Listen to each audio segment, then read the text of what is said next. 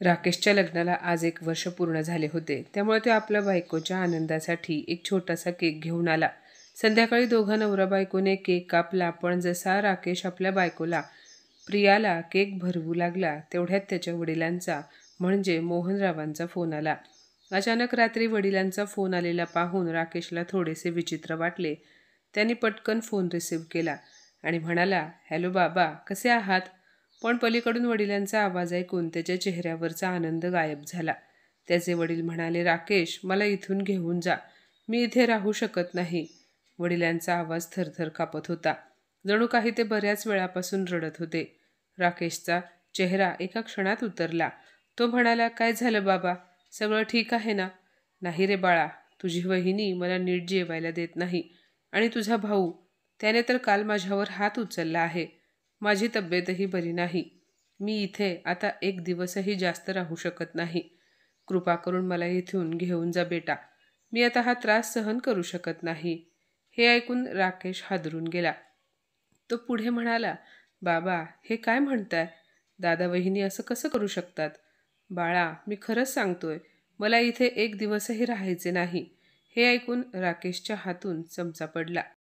बाजूला उभ्या असलेल्या प्रियाने त्याचा उतरलेला चेहरा पाहिला आणि घाबरून म्हणाली, "काय झालं राकेश? इतका अस्वस्थ का दिसतोयस?" राकेशने फोन एकीकडे ठेवला आणि हळू आवाजात म्हणाला, "बाबांचा फोन आला होता. ते म्हणत होते की दादा वहिनी त्यांना त्रास देत आहेत." हे ऐकून प्रियाच्या कपाळावर आठ्या पडल्या. ती म्हणाली, "मग तू काय म्हणालास?" राकेश हळू आवाजात म्हणाला, "आता काहीच नाही बोललो, पण जर खरंच बाबा अडचणीत असतील तर मला काहीतरी करावं लागेल." त्याचे वाक्य पूर्ण व्हायच्या आतच प्रियाने लगेचच त्याचा फोन हिसकावून घेतला आणि कठोर स्वरात म्हणाली, "हे बघ राकेश, जरा डोकं ठिकाणावर ठेवून वाग. आपण दोघे इथे किती छानपणे आपले आयुष्य जगतोय. अरे तुला ठाऊक आहे का, एकदा का तुझे बाबा इथे आले तर सगळी पंचायत होईल. तुला माहिती नाही, म्हातारी माणसे किती हट्टी असतात." राकेश म्हणाला, "पण ते माझे वडील आहेत प्रिया.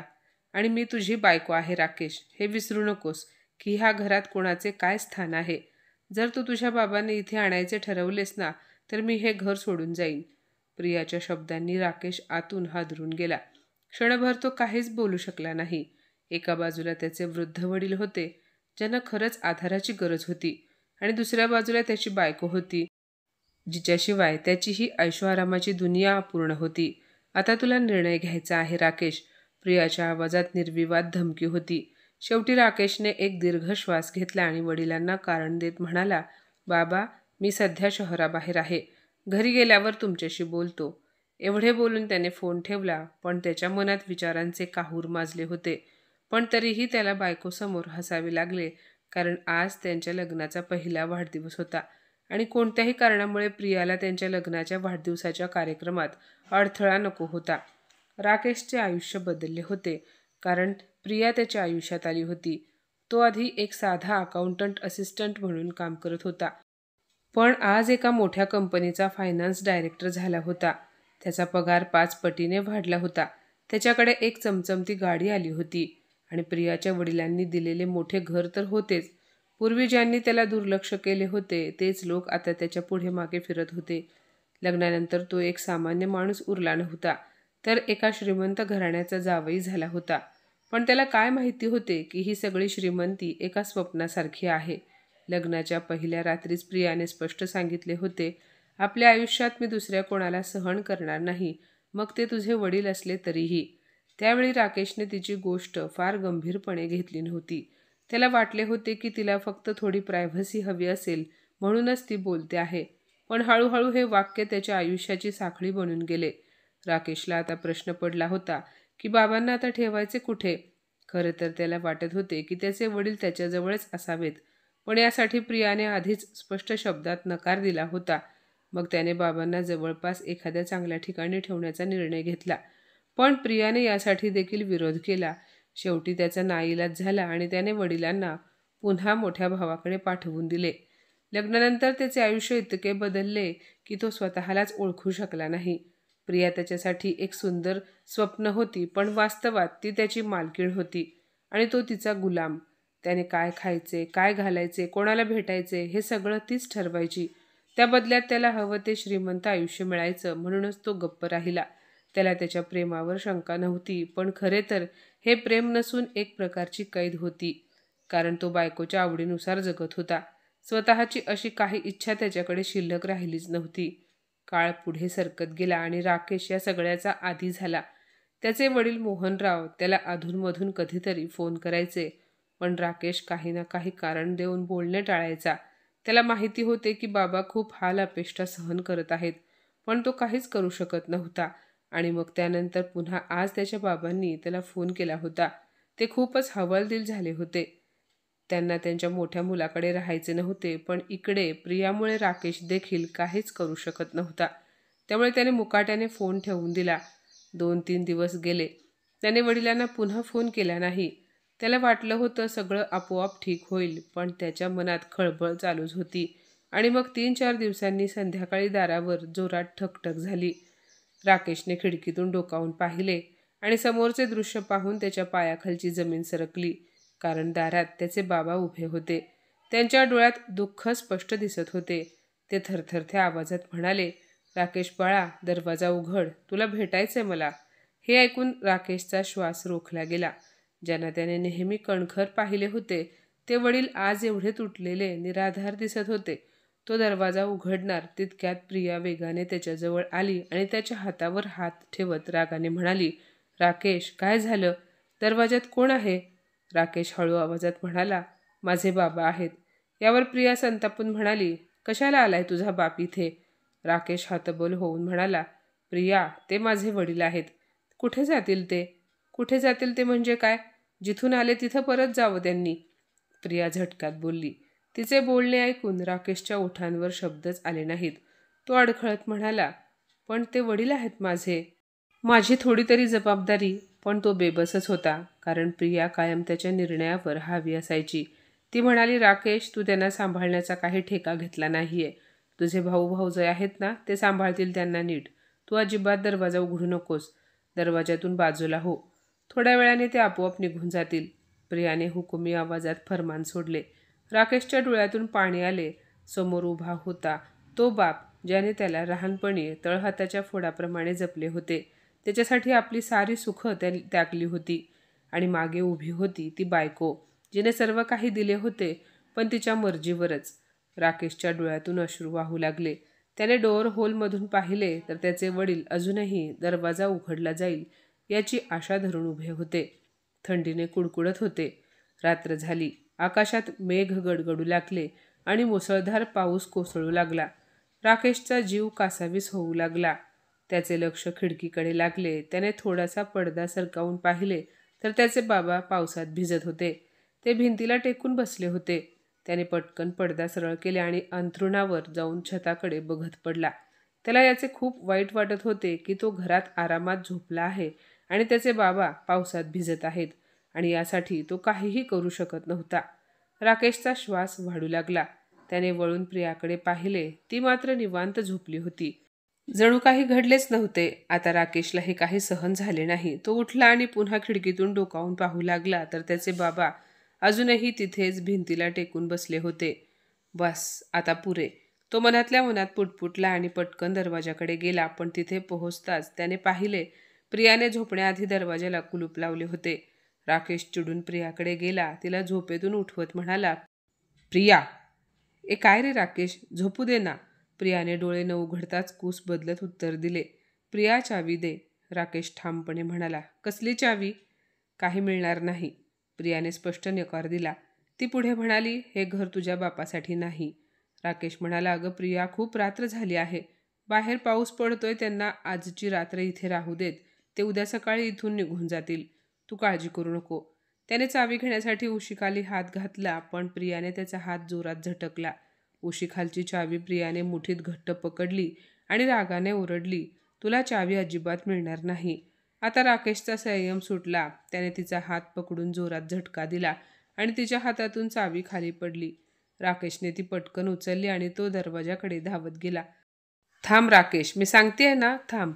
प्रिया मोठ्या आवाजात म्हणाली, पण राकेश काही ऐकायला तयार नव्हता. त्याला आता कोणाचीही पर्वा नव्हती. त्याने पटकन दरवाजा उघडला. तो बाहेर पळत गेला. पण बाहेर पाऊल टाकताच समोरचे दृश्य पाहून त्याचा श्वास जणू थांबला. त्याचे बाबा जमिनीवर बेशुद्ध पडले होते. बाबा, तो मोठ्याने ओरडला. बाबा, काय झाले तुम्हाला? डोळे उघडा ना. पण त्याच्या बाबांनी काहीच हालचाल केली नाही. पाठीमागे प्रिया उभी होती. तिच्या चेहऱ्यावर कसलाच पश्चाताप दिसत नव्हता. पाठीमागे उभी असलेली प्रिया कडवट आवाजात म्हणाली, किती नाटक करशील? घेऊन जाना त्यांना कुठेही, पण ते मला इथे नकोत. राकेश तिच्याकडे रागाने पाहून म्हणाला, प्रिया, आता एक शब्दही बोलू नकोस. त्याने तिथल्या शेजाऱ्यांची मदत घेऊन लगेचच बाबांना हॉस्पिटलमध्ये नेले. रात्रीच्या अंधारात डॉक्टर धावपळ करू लागले. राकेशच्या डोळ्यातून अविरत पाणी वाहत होते. त्याने डॉक्टरांचा हात धरला. डॉक्टर, माझ्या बाबांना काही होणार तर नाही ना? डॉक्टर म्हणाले, तुम्ही टेन्शन घेऊ नका.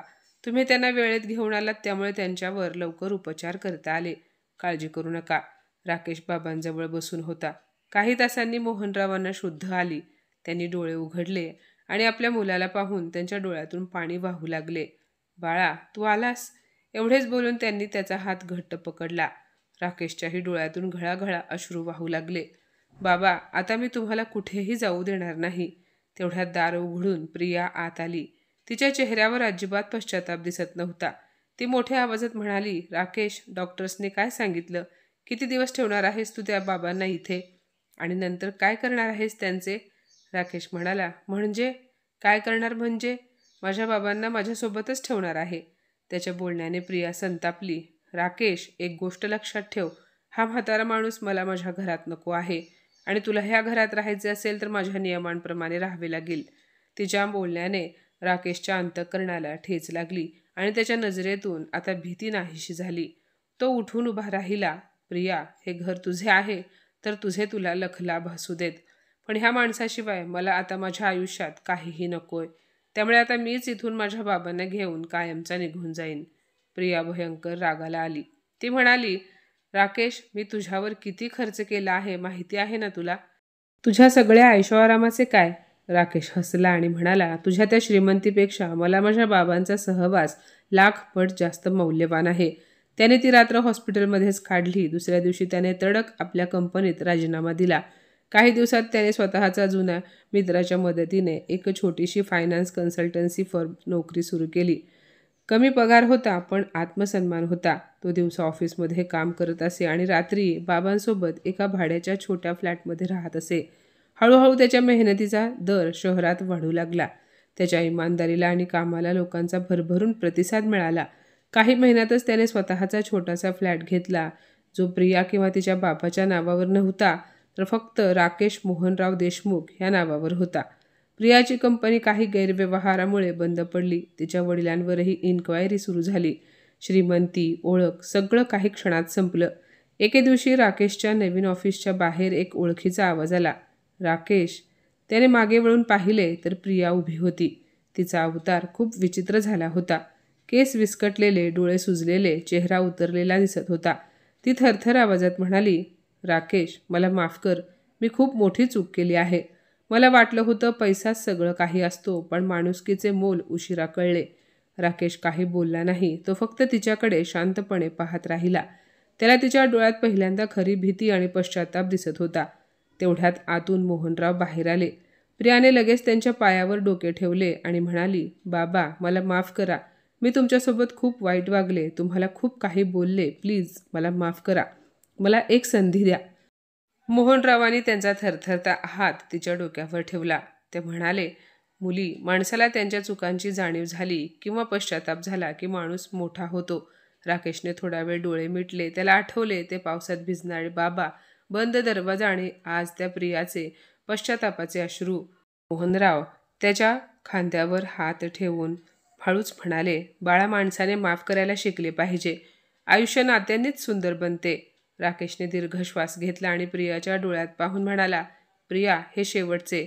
पुन्हा जर कधी बाबांना त्रास दिलास तर मी तुला कधीच माफ करणार नाही. प्रिया रडत म्हणाली, नाही राकेश, यापुढे माझ्याकडून बाबांना कसलाच त्रास होणार नाही. मी वचन देते. त्या दिवसानंतर राकेशने पुन्हा मागे वळून पाहिले नाही. तो त्याच्या बाबांना आणि प्रियाला घेऊन नव्या घरात राहायला गेला. त्याच्या त्या छोट्याशा घरात पैसा होता, हक्काचा स्वाभिमान होता आणि सर्वात महत्त्वाचे म्हणजे प्रेम होते. आता प्रिया मोहनरावांची मनापासून सेवा करू लागली. राकेश स्वमेहनतीने पुन्हा मोठा उद्योगपती झाला, पण त्याने त्याच्या बाबांचा हात मात्र कधीच सोडला नाही. कारण पैसा नशिबाने येतो, पण माणुसकी स्वतःलाच जपावी लागते. बरोबर ना? तर माझ्या मित्रमैत्रिणींनो, आजची ही कथा तुम्हाला कशी वाटली कमेंटमध्ये नक्की सांगा. आणि अशाच नवनवीन कथा ऐकण्यासाठी प्रज्ञा मराठी स्टोरीजला नक्की सबस्क्राईब करा. धन्यवाद.